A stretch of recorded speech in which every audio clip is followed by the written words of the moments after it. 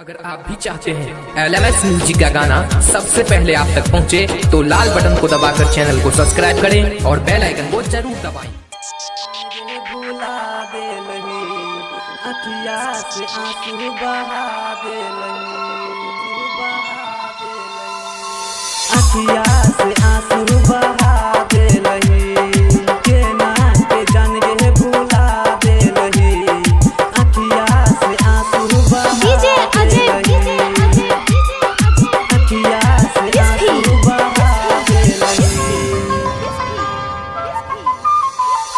छोड़ के जो जाई छी तू हमरा केना के जान गे भुला देलही, अखिया से आंसू बहा देलही। छोड़ के जो जाई छी तू हमरा केना के जान गे भुला देलही, अखिया से आंसू बहा देलही। एते हम दिन से प्यार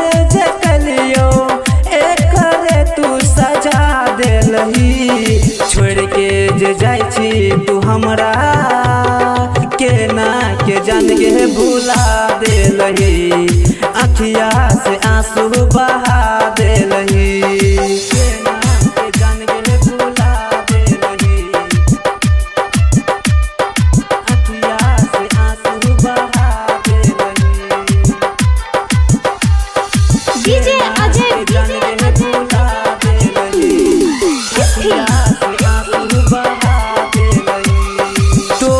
से प्यार करियो मिलेला हम अलियो छोड़ी के ससुरा तू जब ही गे, छोड़ी के ससुरा तू जब ही गे।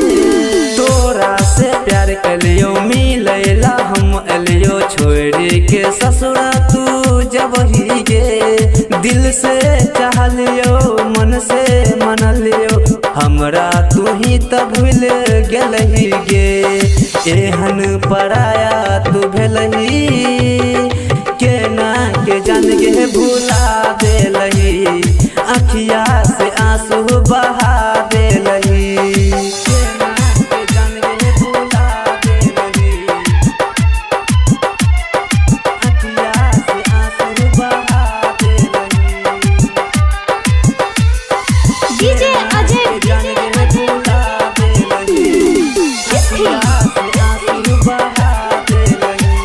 रोज मिलै छलही साथ में घूमै छलही, पहिला तू प्यार हमर छलही गे, पहिला तू प्यार हमर छलही गे। भाई के डर से या बाबू के डर से तू प्यार में धोखा तू देलही गे।